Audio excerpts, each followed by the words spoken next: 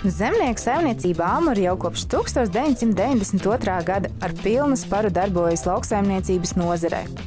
Šobrīd saimniecība ražo tikai bioloģiski certificētu produkciju, jo 14 gadus tā ir lielopu un jaunlopu gaļa.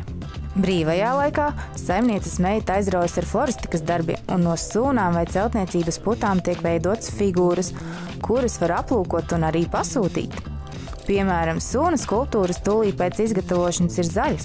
Pēc tam, ievērojot pareizu kopšanu un nodrošinot pietiekamu mitrumu, tās apaugs ar sūnām un ilglaicīgi būs kā telpiskais dekors un dizaina priekšmets. Zemnieku saimniecībā Āmuri darbojas radoši cilvēki un ar prieku sagaida apmeklētājus, iepriecinot gan ar savu produkciju, gan arī mākslas darbiem.